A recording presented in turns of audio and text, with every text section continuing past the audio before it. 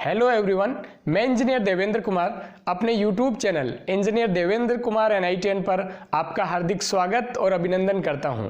दोस्तों, इस लेक्चर को ज़्यादा से ज़्यादा लाइक करें और अपने दोस्तों के साथ शेयर करें।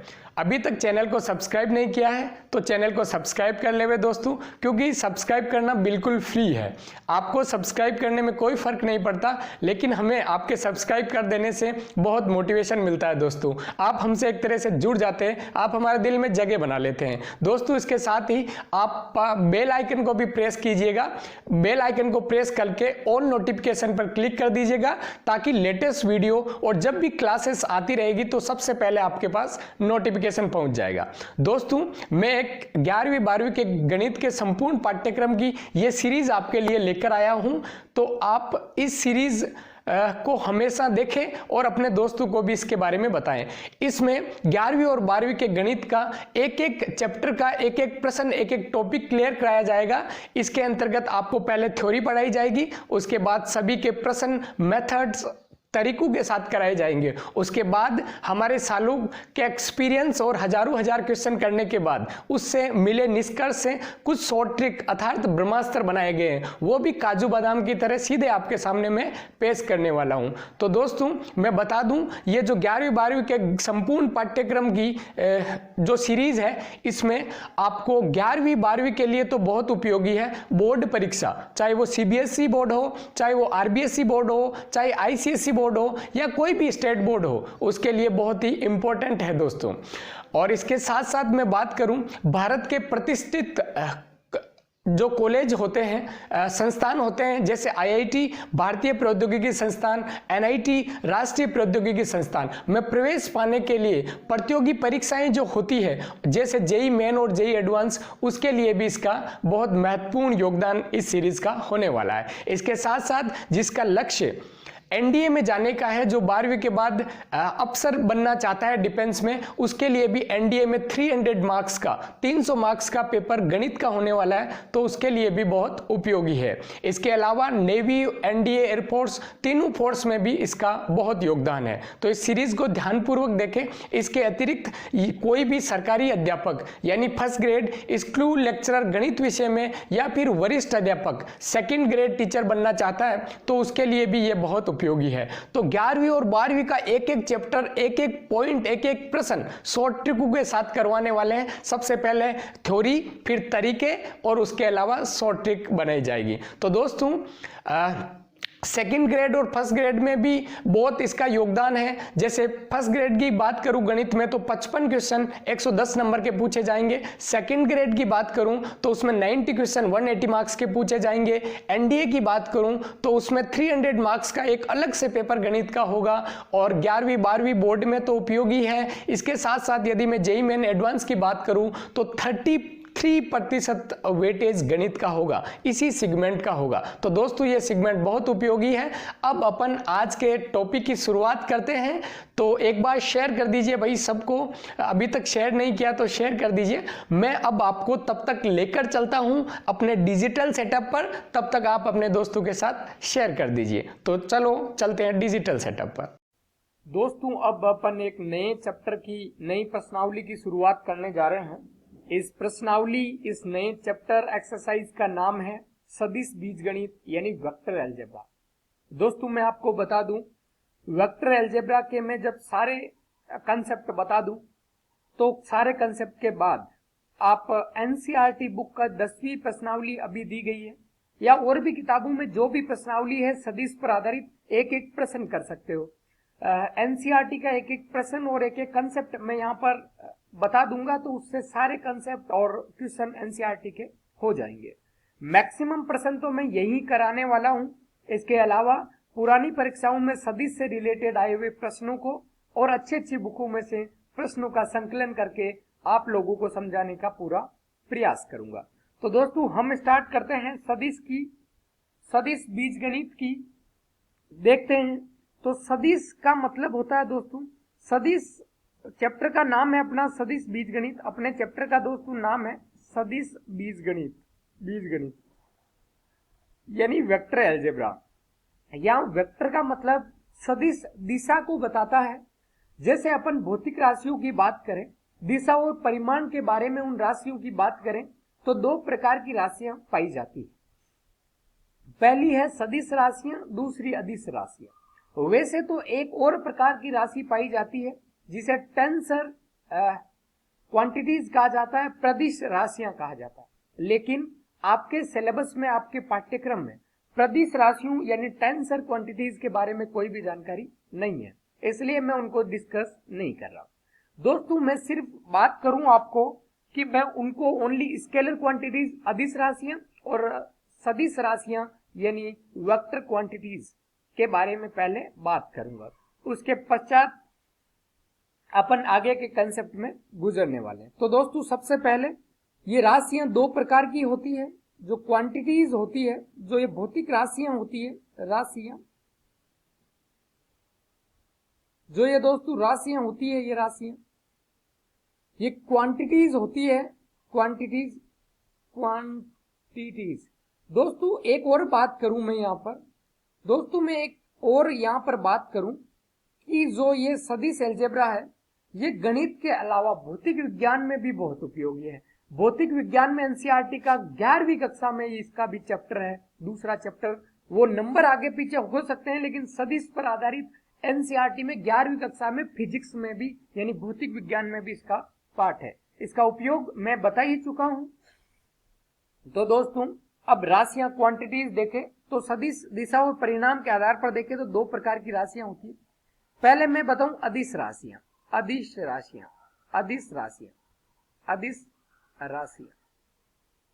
दोस्तों मैं आपके साथ बात करूं अदिश राशियां क्या होती है, अदिश राशियां क्या होती है। इसको अंग्रेजी में स्केलर क्वांटिटीज कहा जाता है, क्वांटिटीज, स्केलर क्वांटिटीज कहा जाता है। अदिश राशियां, स्केलर क्वांटिटीज वे राशियां हैं जिनमें केवल परिमाण होता है, इनमें केवल परिमाण होता है भाई, केवल परिमाण होता है। हम किसी भी चीज की बात करें तो उसकी मात्रा अर्थात परिमाण एवं उसके साथ साथ दिशा की बात करते हैं। जैसे मैं कहूं मैं 3 किलोमीटर चलता हूं पश्चिम दिशा में, इसका मतलब वो विस्थापन हो गया यानी सदिश हो गया। मैं कहता हूं कि मैं 2 किलोमीटर चलता हूं, कोई दिशा का बखान नहीं करता हूं, इसका मतलब वो अदिश राशि है अर्थात दूरी या लंबाई उसको कहा जाता है। तो केवल जिसमें परिमाण पाया जाता है उसको अदिश राशियां कहा जाता है। अब मैं डिस्कस करूं कि कुछ उदाहरण है। कभी कभी भौतिक विज्ञान में और कभी गणित में ये पूछ लिया जाता है कि ये राशि सदिश है या अदिश, तो उसके आधार पर आपको बतानी है दोस्तों।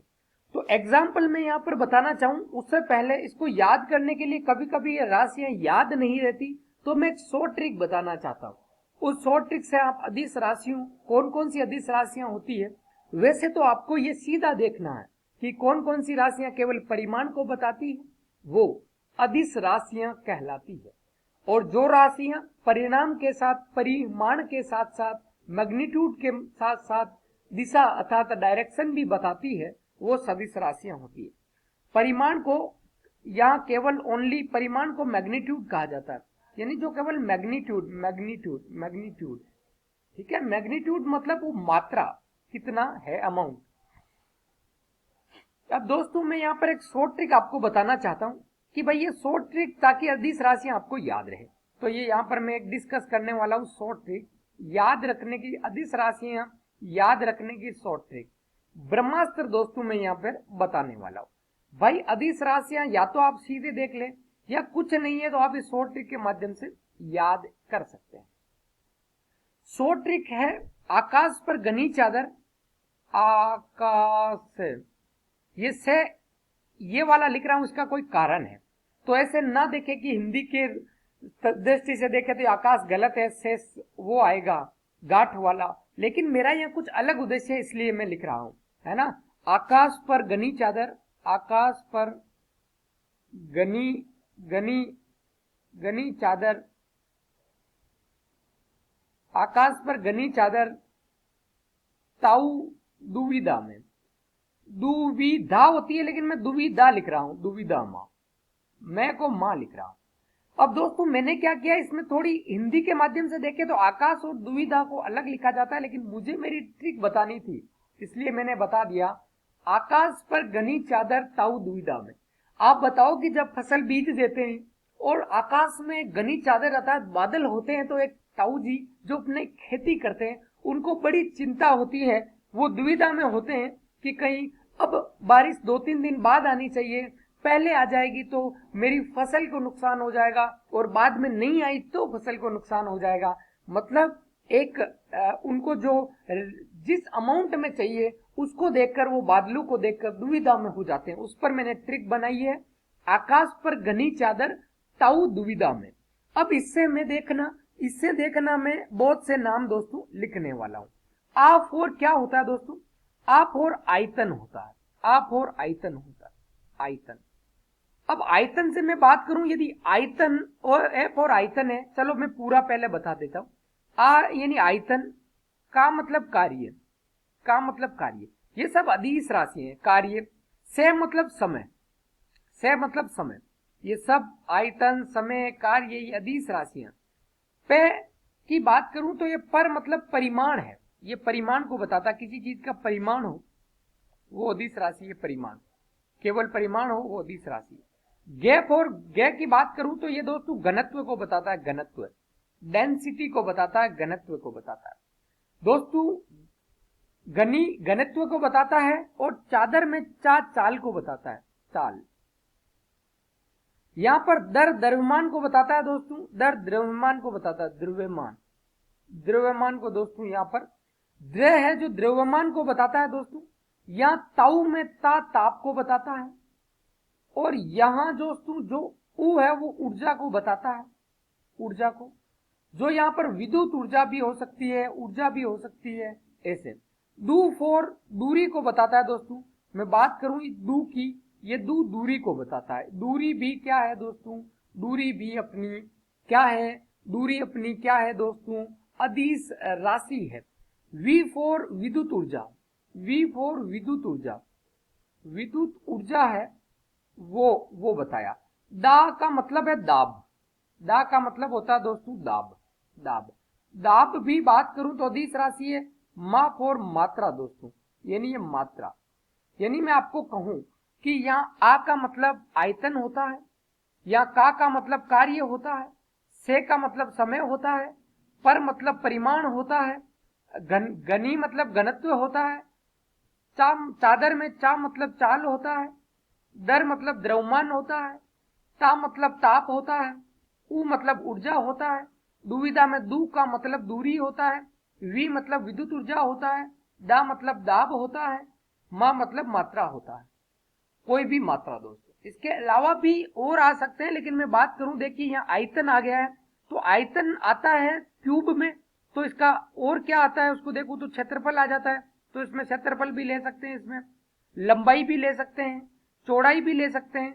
ये सारी चीजें, लंबाई, चौड़ाई, क्षेत्रफल, आयतन, ये एक ही चीज से तो बना होता है, तो ये चीजें अदिश राशियां हैं। तो अदिश राशियों के उदाहरण बोलना चाहूं तो आयतन, क्षेत्रफल, लंबाई, चौड़ाई, कार्य, समय, परिमाण, घनत्व, चाल, द्रव्यमान, ताप, ऊर्जा, दूरी, विद्युत ऊर्जा, दाब और मात्रा। दोस्तों ये अदिश राशियां हैं जिनको मैंने एक ट्रिक के माध्यम से आप लोगों को समझाया है।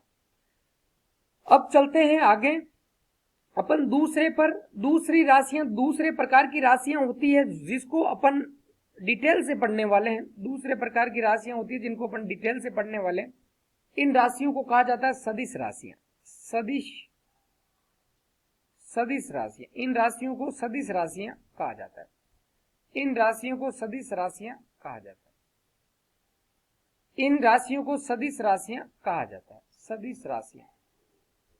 सदिश राशियों को अंग्रेजी में वेक्टर क्वांटिटीज कहा जाता है। वेक्टर, वेक्टर मतलब सदिश, और क्वांटिटीज मतलब राशियां, क्वांटिटीज। दोस्तों सदिश राशियां वे राशियां होती है, सदिश राशियां वे राशियां होती है जिसमें परिमाण के साथ साथ दिशा का भी ज्ञान होता है, दिशा का भी अपने को जानकारी मिलती है।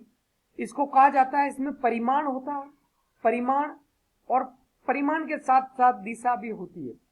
परिमाण प्लस दिशा यानी मैग्नीट्यूड, मैग्नीट्यूड, मैग्नीट्यूड प्लस दिशा मतलब डायरेक्शन होती है, डायरेक्शन, डायरेक्शन यहाँ पर पाया जाता है। दिशा और यहाँ पर मैं आपको बात करूं इसमें परिमाण और दिशा दोनों चीजें पाई जाती है। वे राशियां जिसमें परिमाण और दिशा दोनों होते हैं सदिश राशियां कहलाती है।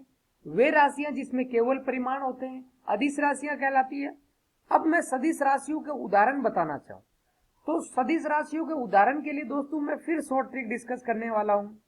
भाई सदिश राशियों के लिए जैसे अदिश की बताई वैसे सदिश की भी शॉर्ट ट्रिक मैंने बना रखी है। ब्रह्मास्त्र, हर चीज का मैंने ब्रह्मास्त्र दोस्तों बना रखा है।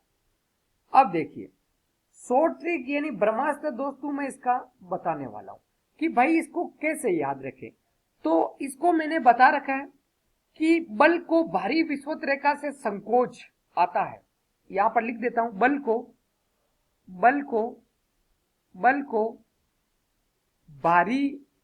को भारी विषुवत रेखा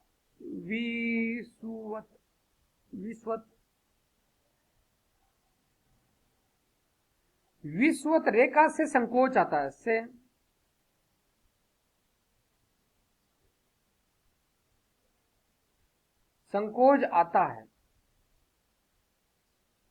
आता है। बल को भारी विषुवत रेखा से संकोच आता है।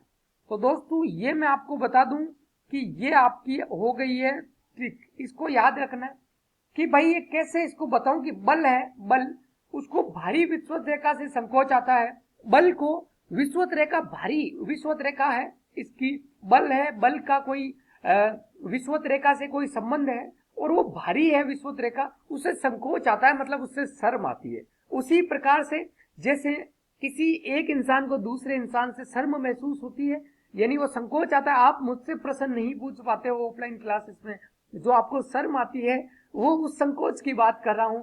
तो बल को भारी विषुवत रेखा से संकोच आता है। वैसे तो मैं कक्षाओं में इतना फ्रेंडली रहता हूं कि आप कोई संकोच नहीं करते, फिर भी किसी न किसी दूसरे अध्यापकों के सामने या विद्यार्थियों को कहीं ना कहीं थोड़ा संकोच रहता है। तो बल को भारी विषुवत रेखा से संकोच आता है। अब मैं इसको आपके सामने बताना चाहूं कि भाई किसका क्या मतलब है, किसका क्या मतलब है। तो देखिए यहाँ पे बल में बल का मतलब बल है तो ये तो डायरेक्ट बल लिख देता हूं। भाई इसका मतलब तो बल है, कोई चिंता ही नहीं। और इसका मतलब को मतलब कोणीय वेग है, को मतलब कोणीय वेग है, कोणीय वेग। भाई कोणीय वेग आ गया तो रेखीय वेग भी आएगा। भारी मतलब भार है, भाई भारी मतलब भार है mg, वो भारी मतलब भार है mg कहा जाता है। और रे का मतलब यहाँ पर भा मतलब भारी, रे मतलब रेडियो धर्मिता। जो रेडियो धर्मिता होती है, जो रेडियो धर्मिता होती है दोस्तों वो भी सदिश राशि होती है। अब बात करूं वी फॉर विस्थापन होता है, विस्थापन विस्थापन होता है दोस्तों, वी फॉर विस्थापन। और यहाँ पर वी फॉर विस्थापन, वे फॉर अलग चीज होती है। वे का मान वेग होता है। यहाँ पर वे का मान दोस्तों, वे का मान वेग होता है, वेग होता है। और तय का मान त्वरण होता है, तय का मान दोस्तों त्वरण होता है, त्वरण होता है। यहाँ रेखा की बात करूं तो रेखा का मतलब रेखीय वेग व रेखीय संवेग होता है। कोई भी देख लीजिए, रेखा का मतलब होता है दोस्तों, ये मैं आगे लिख देता हूं इसका मतलब होता है, यहाँ ऊपर लिख देता हूं रेखीय वेग, रेखीय वेग या रेखीय संवेग, या रेखीय संवेग भाई इससे। और यहां पर मैं बात बताना चाहूं कि भाई सेप और क्या, सेप और संवेग होता है, सेप और संवेग, क्योंकि रेखीय संवेग आ गया है तो भाई संवेग भी आएगा। तो यहाँ से इसका मान लेता हूं, उसको कुछ नहीं, वो साइलेंट रहता है। इस सम मतलब संवेग होता है दोस्तों, ठीक है।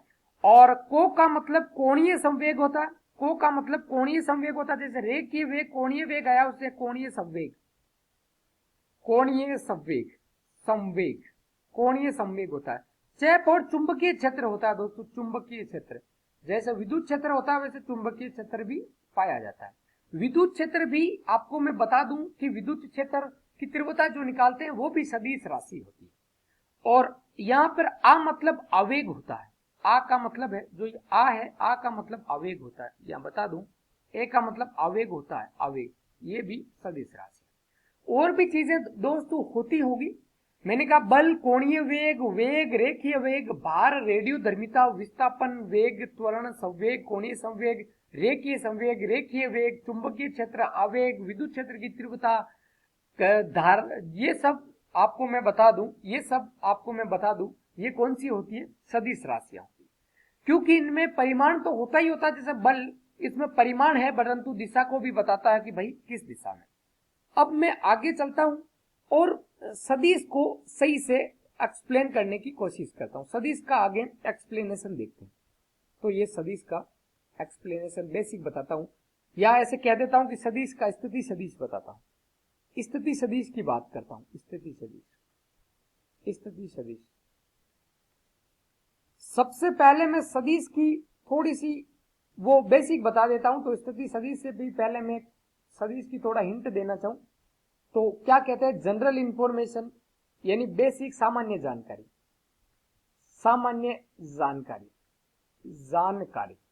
अब देखिए, सामान्य जानकारी जैसे ए बी वेक्टर लिखा है तो ये सदिश को बताता है। ये चीज है जहां जो यहाँ वेक्टर है वो सदिश को बताता है। ये सदिश को बताता है दिशा इस दिशा में चल रहा है।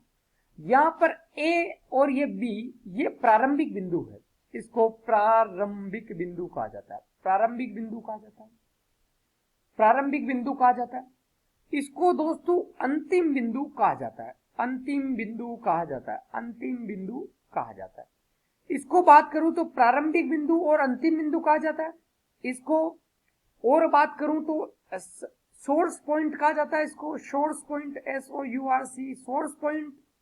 इसको कहूं तो स्टार्टिंग पॉइंट कहा जाता है। स्टार्टिंग पॉइंट दोस्तों इसको कहा जाता है। इनिशियल पॉइंट कहा जाता है। INITIAL, इनिशियल पॉइंट, ये सब कहा जाता है। अंतिम बिंदु कहा जाता है दोस्तों फाइनल पॉइंट को, सोर्स पॉइंट को अंतिम बिंदु कहा जाता है। तो ये सोर्स पॉइंट जैसे कहते हैं तो इसको कहते हैं टर्मिनेटिंग पॉइंट, यानी अंतिम बिंदु। इसको स्टार्टिंग कहते हैं तो इसको एंडिंग पॉइंट कहते हैं। एंडिंग पॉइंट, इसको इनिशियल कहते हैं तो इसको फाइनल कहते हैं दोस्तों। फाइनल पॉइंट कहने का मतलब जब भी कोई वेक्टर दिखाता है तो इसमें परिमाण है। इसमें परिमाण कितना है? इसका परिमाण कितना है? परिमाण को लिखते हैं दो तरीके हैं। परिमाण को या तो लिख दो AB से, बस वेक्टर हटा दो, या फिर वेक्टर लगाना चाहो तो ये दो डंडियां लगा दो, यानी AB वेक्टर का परिमाण। और ये दिशा बता रहा है, ये डायरेक्शन, ये दिशा को प्रदर्शित करती है। ये चीज है वो दिशा को बताती है। तो इसमें दिशा भी है और परिमाण भी है, इसीलिए तो दोस्तों ये आपका सदिश कहलाता है। अब मैं इसका स्थिति सदिश बताऊं और घटकों के रूप में उसका चीजें बताऊं तो मैं हेडिंग डाल देता हूं अगला, स्थिति सदिश।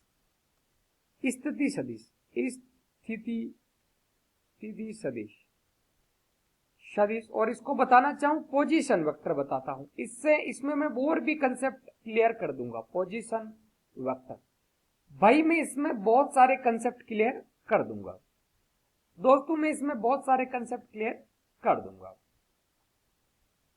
देखिए तो मैं क्या कहना चाहता हूं कि स्थिति सदिश है तो कैसे, पहले मैं आपको एक 3D डायग्राम होता है उसके माध्यम से बताऊं। देखिए दोस्तों, जैसे मैं बताऊं ये एक चीज है, ये इसको मैं इससे खींच लेता हूं, इसके उपयोग के माध्यम से खींच लेता हूं कि भाई ये एक्स एक्सिस, वाई एक्सिस और जेड एक्सिस। देखिए दोस्तों ये दो एक्सिस है और एक तीसरी एक्सिस और ले लेता हूं जो यहां से लेकर इधर ले लेता हूं। मैं यहां बताना चाहता हूं कि मैंने ये तीनों चीजें ले ली है, तीनों चीजें दोस्तों ले ली। यहां पे कोई आपका बिंदु है, यहां पर कोई बिंदु है आपका, वो दूसरे कलर से ले लेता हूं।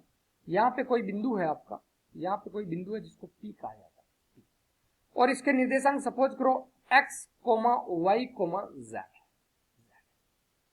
अब यहां पर ये तीनों एक्सिस है भाई, इसको मैं क्या मान लेता हूं x अक्ष, किसी को कोई सी मान लो 90 डिग्री पर है सब, इसको x अक्ष मान लेता हूं, इसको y अक्ष मान लेता हूं। भाई y अक्ष जिसको मान रहा हूं उसको x भी मान सकता हूं। भाई ये x है, ये y है और ये ऊपर में z है, z एक्सिस, z अक्ष। तो ये मैंने तीनों एक्सिस मान लिया। ज्यादातर रिप्रेजेंटेशन में इसी प्रकार माना जाता है, इसलिए आप चाहो तो y एक्सिस को x मान सकते हो और नीचे वाली को y, किसी को ऊपर वाली को y भी मान सकते हो क्योंकि 3D डायग्राम है। तो ये P है वो ऐसे हवा में है दोस्तों, ये ऐसे हवा में है, तो तीनों डायरेक्शन इसकी बता रहा है। अब मैं ये बताऊं कि P को मूल बिंदु से बात करूं, ये इसका यहाँ पे बात करूं तो दोस्तों ये इसका मूल बिंदु है, ये इसका दोस्तों मूल बिंदु है, इसको 0,0,0 कहते हैं, मूल बिंदु O से प्रदर्शित करते हैं, या इसको ओरिजिन पॉइंट कहा जाता है। अब P का स्थिति सदिश हमें चाहिए, तो स्थिति कहां से, तो स्थिति सदैव यदि एक पॉइंट हो तो स्थिति सदैव मूल बिंदु से देखी जाती है कि भाई मूल बिंदु से किधर, तो ये सीधी रेखा डॉटेड लाइन खींच देते हैं, सीधी रेखा खींच देते हैं। अब स्थिति सदिश को यहां पे मैं लिखना चाहूं दोस्तों, स्थिति सदिश को मैं यहां लिखना चाहूं तो P का स्थिति सदिश, P का स्थिति सदिश, सदिश जिसको लिखते हैं अपन, भाई एक बिंदु होता है तो उसको ऐसे ओपी वेक्टर लिखते हैं, ओ इज मूल बिंदु से ओपी वेक्टर। अब इसको ऐसे घटाते हैं, देखो x माइनस 0 x ही होता, y माइनस 0 y होता, z माइनस 0 z ही होता, तो x माइनस 0 x होता है x i कैप, मतलब x डायरेक्शन में, y j कैप और z k कैप। अब आपको थोड़ी सी मैं जानकारी देता हूं, i कैप क्या है, j कैप क्या है और k कैप क्या है। देखो जो i कैप है वो x दिशा में मात्रक सदिश है, मतलब ये बताना चाहता है कि x तो दूरी है और i कैप मतलब x दिशा में है, तो x दिशा में इकाई सदिश या मात्रक सदिश। मात्रक सदिश क्या होता है थोड़ी देर बाद आगे के टॉपिक में बात करने वाले। जे कैप क्या है, उसी प्रकार से y दिशा में और आगे वही मात्रक सदिश। के कैप क्या है दोस्तों, वही z दिशा में दोस्तों वही मात्रक सदिश। ये चीजें मैंने स्थिति सदिश की बताई। अब मैं दोस्तों इसके बताना चाहूं कि भाई परिमाण कैसे निकाला जाता है। जैसे ओपी का परिमाण है तो ओपी का परिमाण कैसे निकाला जाता है, उस परिमाण को मैं ओपी से लिख दूं या फिर ओपी वेक्टर लिखाऊं तो दो डंडियां खींच देता हूं ऐसे। ये बताता है कि ओपी का परिमाण कितना है। जब भी परिमाण की जरूरत हो तो ये आई कैप जे कैप और के कैप के गुणांक को, आई कैप जे कैप और के कैप के गुणांक को स्क्वायर करके जोड़ दो और अंडर रूट में लिख दो। कैसे, देखिए ऐसे under root of x square plus y square plus z square आ गया। दोस्तों मान लो x की जगह माइनस एक्स होता तो यही उत्तर होता, जैसे माइनस एक्स आई कैप प्लस वाई जे कैप प्लस जेड के कैप, तो भी यही उत्तर होता। सपोज करो P का स्थिति सदिश एक्स आई कैप माइनस वाई जे कैप माइनस जेड के कैप होता तो भी यही परिमाण होता। क्यों, क्योंकि x की जगह माइनस एक्स हो तो उसका होल स्क्वायर तो एक्स स्क्वायर ही होगा, इसलिए चिन्ह का कोई फर्क नहीं पड़ता, वो चिन्ह हमेशा धनात्मक हो जाता है। तो अपने को तो आई कैप जे कैप और के कैप के गुणांकों का प्लस में तो प्लस का, माइनस में तो माइनस का स्क्वायर कर दो और फिर तीनों को जोड़ दो, और दो है तो दोनों को जोड़ दो और फिर अंडर रूट में रख दो, वो परिमाण होता है। जैसे प्रश्न करेंगे तो आपको और इसमें पता चलेगा। अब दोस्तों जो ये लिखा हुआ है एक्स आई कैप वाई जे कैप जेड के कैप, इसको कहते हैं सदिश को घटकों के रूप में लिखना। तो सदिश को ये घटकों के रूप में लिखा हुआ है और इसमें दो प्रकार के घटक होते हैं। तो मैं इस ओपी वेक्टर में लिखना चाहूं तो इसका सदिश घटक, एक तो सदिश घटक यानी वेक्टर कंपोनेंट, सदिश घटक क्या क्या है, एक अदिश घटक क्या है। अदिश घटक, भाई अदिश घटक का मतलब होता है कि वो परिमाण बताना है और इसका मतलब दिशा। सदिश घटक है, देखो एक तो एक्स आई कैप, तीन घटक है, एक्स आई कैप कोमा वाई जे कैप कोमा जेड के कैप, भाई तीन घटक है, एक्स आई कैप वाई जे कैप और जेड के कैप, चिन्ह के साथ आपको लिखना है। अदिश घटक मतलब ये आई कैप जे नहीं बताएगा, केवल परिमाण बताएगा। यहाँ पर आई कैप जे कैप और के कैप क्रमशः एक्स वाई और जेड दिशा में मात्रक सदिश है, अर्थात ये एक्स वाई और जेड दिशा में दिशा को प्रदर्शित करता है। तो दिशा को मैं हटा दूं तो यहां पर आने वाला है x comma y comma z, ये अदिश घटक हो गया। तो दोस्तों मैं बात बताऊं, ये सदिश घटक, अदिश घटक और कंपोनेंट को रखना मैंने बताया। तो ये स्थिति सदिश में मैंने इन चीजों को आपको कंफर्म किया। अब मैं कुछ संक्रियाएं बताता हूं सदिश की, कि मान लो ए वेक्टर है, मान लो ए वेक्टर है x1 आई कैप प्लस y1 जे कैप प्लस z1 के कैप। मैं सिंपल लेकर सिखा रहा हूं। मान लो a2 वेक्टर कहीं है, भाई x2 आई कैप, ये y1 और z1 है, x2 I cap plus y2 J cap plus z2 के कैप। अब दोस्तों, अब मैं इसमें क्या सिखाना चाहता हूं, मान लो इनकी ऊपर वाले की सहायता से आपको मैं कहूं a1 प्लस a2 वेक्टर को जोड़ना है। तो देखिए दोस्तों, जोड़ना है तो जोड़ा कैसे जाता है, सदिश का जोड़ बाकी और सदिश का अदिश के साथ गुणा मैं यहां सिखा रहा हूं। दो सदिशों का गुणा तो आगे के पॉइंट में, आगे के टॉपिकों में मैं सिखाऊंगा और बड़े विस्तार से पढ़ेंगे, लेकिन ये आसान है तो इसको सिखाता हूं। हमेशा a1 a2 करेंगे तो ये जो आई कैप में ही जुड़ेगा घटेगा, जो घटाना है तो घटेगा, जुड़ाना है तो जुड़ेगा। जे कैप हमेशा जे कैप के साथ ही जोड़ना है तो जुड़ेगा, घटना है तो घटेगा, और के कैप के साथ ही घटेगा या जुड़ेगा जो के कैप के साथ होगा। और चिन्ह का बड़ा महत्व है, यहां पर सब पॉजिटिव है तो उससे कोई लेना देना नहीं है, अर्थात चिन्ह का ज्यादा दिक्कत नहीं है। तो जोड़ना है तो x1 I cap plus x2 I cap, यानी x1 plus x2 I cap, समझ गए भाई। आई कैप में a1 का आई कैप और a2 का आई कैप को जोड़ देता। उसके बाद दोस्तों मैं बात करूं तो यह y1 प्लस y2 अर्थात जे कैप के दोनों a1 वेक्टर और a2 वेक्टर में j1 के गुणांकों को जोड़ देते हैं।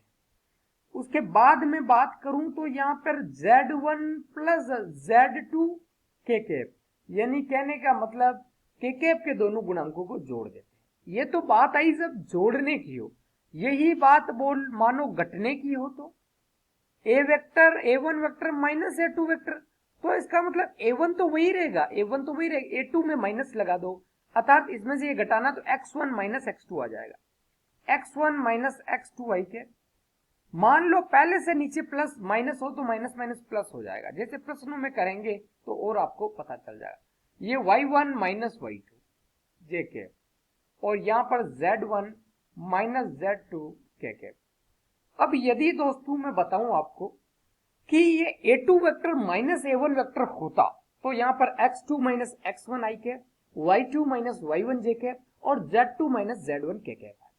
यहां पे भी मैं सदिश घटकों की बात करूं तो पहले में x1 plus x2 I cap, y2 plus y1 plus y2 J cap और z1 प्लस z2 के कैप है। अदिश घटकों की बात करें तो वो केवल संख्याएं आ जाएगी, x1 plus x2, y1 plus y2 और z1 प्लस z2। इसी प्रकार से हम देखे जाते हैं। या फिर मैं एक बात बताऊं कि भाई कोई लेमडा एक अदिश राशि है, लेमडा एक अदिश राशि है, उसको a वेक्टर से गुना करो a1 वेक्टर से, तो कैसे आएगा, तो ये लेमडा से गुना, अर्थात लेमडा a वेक्टर की जगह है x1 आई कैप प्लस y1 जे कैप प्लस z1 के कैप।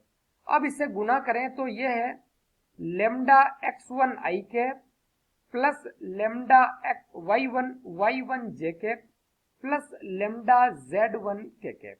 कहने का मतलब देखो ये लेमडा तीनों से गुना हो गया।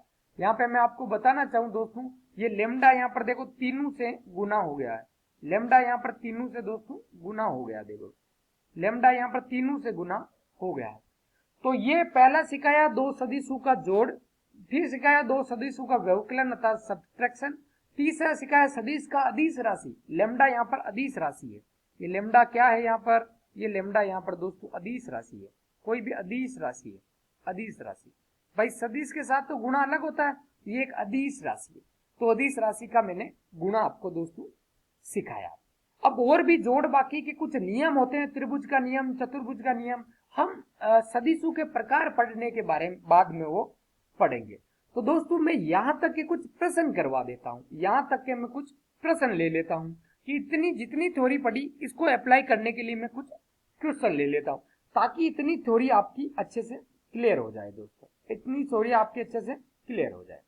देखो ये पहला प्रश्न आप लोगों के बीच में, ये दोस्तों पहला प्रश्न आप लोगों के बीच में है। देखिए ये क्वेश्चन कह रहा है कि निम्नलिखित में से निम्नलिखित सदिशों के परिमाण का परिकलन कीजिए, अर्थात you have to find the magnitude of the given vectors, मतलब आपको नीचे दिए गए सदिशों का परिमाण ज्ञात करना है। पहले आपको ये ए वेक्टर दिया है, पहले आपको ये ए वेक्टर दिया है, तो ए वेक्टर का परिमाण ज्ञात करने के लिए ए वेक्टर का मॉड्यूलस इस प्रकार से लिख सकते हैं या ए लिख सकते हैं, दोनों एक ही बात है। या तो उस वेक्टर को हटाकर लिख दो या वेक्टर को रखकर दो डंडियां खींच दो, ये परिमाण है। अब बताइए दोस्तों अंडर रूट का चिन्ह, भाई अंडर रूट का चिन्ह, तो ये अंडर रूट का चिन्ह, इसके अंदर में गुणांकों का स्क्वायर, यहाँ पे गुणांक नहीं है, एक है, यानी एक का स्क्वायर, एक का स्क्वायर, तो एक का स्क्वायर प्लस यहाँ पे गुणांक एक है, कुछ नहीं मतलब एक है, एक का स्क्वायर। जब आई कैप जे कैप के कैप खुद तो हो और गुणांक नहीं होता तो गुणांक एक है। जब आई कैप जे कैप के कैप में से खुद ही नहीं हो अर्थात गुणांक 0 है। बड़ी महत्वपूर्ण बात कह दी है मैंने। मैं कह रहा हूं जब आई कैप जे कैप के कैप खुद तो हो, बस कोई गुणांक नहीं हो अर्थात एक गुणांक होता है। जब आई कैप जे कैप के कैप खुद ही ना हो अर्थात 0 गुणांक होता है, इसलिए 0 गुणा आई कैप 0 हो गया। तो यहाँ एक का स्क्वायर, एक का स्क्वायर। फिर के कैप का गुणांक कुछ नहीं है मतलब एक का स्क्वायर, तो यहाँ पर दोस्तों लिख सकता हूं एक का स्क्वायर। सरल किया, देखो ये ऋणात्मक होता तो भी धनात्मक हो जाता है, इसलिए मैं कह रहा हूं ऋणात्मक का कोई अर्थ नहीं है, जैसे दूसरे बी वेक्टर में पता चलेगा। तो अंडर रूट में एक का स्क्वायर 1 प्लस 1 प्लस 1, सरल करेंगे तो अंडर रूट 3 उत्तर आ गया दोस्तों। अंडर रूट 3 इसका उत्तर आ गया। ए वेक्टर का परिमाण, ए वेक्टर का परिणाम अंडर रूट 3 होता है। ए वेक्टर का परिमाण अंडर रूट 3 होता है। अब मैं बात करूं बी वेक्टर का, तो बी वेक्टर का परिमाण, बी वेक्टर का परिमाण, बी वेक्टर का परिमाण जिसको मैं बी लिखना चाहूं, बी वेक्टर का परिमाण जिसको मैं बी भी लिख सकता हूं, तो यहां पर वही चीज मैंने कहा कि गुणांकों के स्क्वायर का योग अंडर रूट में, तो 2 का होल स्क्वायर आई कैप का, देखो यहां देखो 2 है, -7 है और -3 है, तो 2 का होल स्क्वायर प्लस फिर -7 का होल स्क्वायर, देखो माइनस का कोई फर्क नहीं पड़ता, स्क्वायर हो जाएगा, और -3 देखो -3 का होल स्क्वायर। ये माइनस मैं कह रहा हूं इसका कोई उपयोग नहीं है, ये फिर धनात्मक हो जाएगा। तो 2 का 4, 7 का गुण 50 49 और 3 का 9। दोस्तों इसको जोड़ें तो ये वैल्यू होती है 62, 62 हो जाती है, तो अंडर रूट 62 इसका दोस्तों उत्तर आ गया। तो बी वेक्टर का परिमाण है अंडर रूट 62, इकाई लिख सकते हैं। भाई कुछ नाम हो तो ठीक है, नहीं तो ये इकाई है, परिमाण इकाई में ही तो होता है, तो इतनी इकाई है। भाई मीटर में हो तो मीटर, सेंटीमीटर में हो तो सेंटीमीटर, इकाई लिख दिया मतलब इतने में इसका मान है। अब दोस्तों इसी प्रकार से मैं निकालता हूं सी वेक्टर, तो सी वेक्टर का मॉड्यूलस या फिर कह सकते हैं सी, यहां पर ऐसे लिख सकते हैं। अब इसमें सी में देखो इसका 1/√3 है, इसका भी 1/√3 है, इसका -1/√3 है, और इन दोनों का धनात्मक है। तो देखिए मैं लिखना चाहूँ आपके सामने, तो यहाँ पर अंडर रूट ऑफ 1/√3 का होल स्क्वायर, 1/√3 का होल स्क्वायर प्लस -1/√3 यानी प्लस का 1/√3, तो ये प्लस वाले को एक काम करता हूँ, ये प्लस को वापिस हटा देता हूँ। ये देखो प्लस, ये माइनस गलती से लिख दिया था, 1/√3 का होल स्क्वायर, और प्लस देखो यहाँ -1/√3 है, तो माइनस से कोई फर्क नहीं पड़ेगा, वो मैंने दूसरे की जगह तीसरा पहले लिखना था। अब देखो 1/√3 का 1/3, फिर 1/√3 का स्क्वायर 1/3, और -1/√3 का भी 1/3 प्लस का। अब देखो ये जोड़ते हैं तो लेसे पे लेते तो 1 आ जाता है, भाई 1/3 1/3 1/3 जोड़ते हैं 1 आ जाता है, और 1 का मान 1 होता है दोस्तों। तो ये 1 इकाई है ना, तो ये परिमाण इसका आ गया दोस्तों। तो मैंने यहाँ पर आपको परिमाण के बारे में कुछ जानकारियां दे दी है। भाई सदिश का परिमाण कैसे निकाला जाता है आपसे कुछ छिपा नहीं है कि आई कैप जे कैप के कैप के गुणांकों का स्क्वायर करके जोड़ के अंडर रूट में लिख दो। पहली बात स्क्वायर करो, दूसरा जोड़ो, और तीसरा अंडर रूट में लिख दो। अब देखिए दोस्तों ये अंडर रूट करने पे प्लस माइनस आता है ना सर, परिमाण सदैव धनात्मक होता है, जो परिमाण होता है वो सदैव धनात्मक लेते हैं, तो ऋणात्मक नहीं लेते, इसलिए अंडर रूट 3 में प्लस माइनस अंडर रूट नहीं लिखा। आज की क्लास को अपन यहीं खत्म करते हैं दोस्तों। तो कैसी लगी आपको ये क्लास कमेंट के माध्यम से जरूर बताएं, जिससे कि हमें मोटिवेशन मिलता रहता है। और दोस्तों अभी तक भी चैनल को सब्सक्राइब नहीं किया है तो चैनल को सब्सक्राइब करें, अपने दोस्तों को इस फ्री क्वालिटी एजुकेशन की मुहिम में जो क्लासें चल रही है 11वीं 12वीं के संपूर्ण पाठ्यक्रम की जो सीरीज चल रही है, इसमें ज़्यादा से ज़्यादा अपने दोस्तों को जोड़ें और बेल आइकन को भी प्रेस कर दें, ताकि लेटेस्ट अपडेट आपको मिलते जाएंगे। तो हम रोज मिलते रहेंगे और इसी प्रकार से सारे एक एक प्रश्न, एक एक थ्योरी, एक एक शॉर्ट ट्रिक, एक एक क्वेश्चन को नस्ते नाबूद करने वाले हैं। तो दोस्तों आपका हमसे जुड़ने के लिए शुक्रिया।